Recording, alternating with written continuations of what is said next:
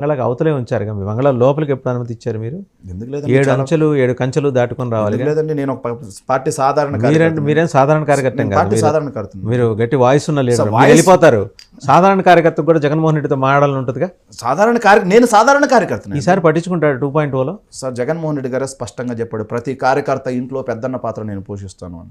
కార్యకర్తకు భరోసా చెప్పే విధంగా జగన్మోహన్ రెడ్డి గారే డైరెక్ట్గా చెప్పాడు. కోవిడ్ రావటం, ఆ 2 సంవత్సరాలు రాష్ట్ర ఆదాయాలు తగ్గిపోవటం, నేను ఏదైతే ప్రజల సంక్షేమం మీద దృష్టి పెట్టడం, రాష్ట్ర పరిపాలన మీద దృష్టి పెట్టడం, గాడిలో పెట్టడం, అదేవిధంగా రాష్ట్ర అభివృద్ధి మీద దృష్టి పెట్టడం వల్ల మిమ్మల్ని నిర్లక్ష్యం చేసిన మాట వాస్తవమే. డీసీఎం పవన్ కళ్యాణ్ గారితో మీకు లోపాయి గారు ఒప్పందం ఏమన్నా ఉందా? ఆయన ఈ మధ్యకాలంలో టచ్ చేయట్లేదు మీరు.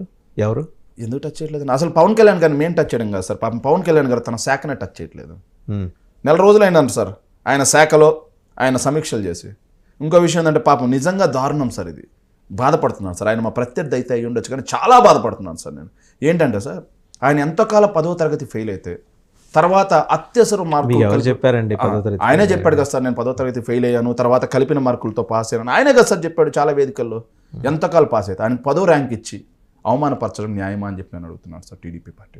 పాపం కదా సార్, మీకు అండగా నిలబడ్డాడు, మీరు జైలుకి వెళ్తే లోపల దాకా వచ్చాడు, మీకు పార్టీకి నిలబడ్డాడు. లేనిపోని చిందరవందర వాక్యలు, చిందరవందర గలబాలు, చిందరవందరగా మా మీద విలువలు చలువలు లేకుండా జెండు బాంబు రాసి వాళ్ళిద్దరిని విడగొట్టాలని వాళ్ళకి కలిసే ఉంటారు. సార్ మేము కోరుకుంటున్నాం సార్, జగన్మోహన్ రెడ్డి గారితో సహా వైఎస్ఆర్ కాంగ్రెస్ పార్టీలో కింద ఉన్న కార్యకర్త వరకు అందరూ కోరుకునేది ఏంటో తెలుసా సార్? 2029 ఎన్నికలు, లేకపోతే అంతకుముందు జమిలీ వస్తే జమిలీ ఎన్నికల్లో బీజేపీ, టీడీపీ అలాగే జనసేన 3 కలిసి రావాలి. 3 కలిసి వచ్చినా సరే వాటిని మట్టి కరిపించాలి. అప్పుడు వచ్చే కిక్ ఉంటుంది చూసా సార్, మా లాంటి కార్యకర్తలకి ఆ కిక్ని చేయాలని కోరుకుంటున్నాం సార్. కిక్ ఎంజాయ్ చేస్తారు సరే. అప్పుడు కూడా ఎన్డీఏకి బ్రహ్మాండ మెజారిటీ వస్తే మళ్ళీ అప్పుడు కూడా మీరు ఏం పీకలేరు కదా సార్. మేము ఎన్డీఏకి మద్దతు కాదు, యూపీఏకి మద్దతు కాదు సార్. మేము ఎన్డీఏకి మద్దతు కాదు, యూపీఏకి మద్దతు కాదు. మరి మీరు అనుకుంటున్న ప్రత్యేక హోదా ఎప్పటికి వస్తుంది? మీరు అనుకుంటున్న విభజన హామీల అమలు ఎప్పటికి సాధ్యమవుతుంది? మళ్ళీ ఆ రోజు కూడా మళ్ళీ ఆర్థిక మంత్రి గారు నిర్మలా సీతారామన్ గారే మళ్ళీ ఆవిడ అంటుంది, నా దత్తపుత్రుడు అంటుంది జగన్మోహన్ రెడ్డి గారిని పట్టుకొని. దత్తపుత్రుడి కంటే అయిన వాళ్ళకి ఆకులు కాని వాళ్ళకి కంచాలనా? జగన్మోహన్ రెడ్డి గారు ఎన్డీఏలో అలయన్స్ లో లేరు సార్. లేకపోతే 1 మినిట్ సార్, జగన్మోహన్ రెడ్డి గారు 19 నుంచి 24 మధ్యలో ఎన్డీఏ అలయన్స్ లో లేరు సార్.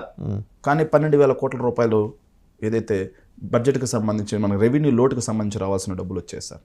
జగన్మోహన్ రెడ్డి గారు ఎన్డీఏ అలయన్స్ లో లేరు సార్. కాకపోతే రైల్వే జోన్కి భూములు కూడా కేటాయించుకోగలిగారు సార్. జగన్మోహన్ రెడ్డి గారు అలయన్స్లో లేరు సార్, ఎన్టీపీసీ తెప్పించుకున్నారు సార్.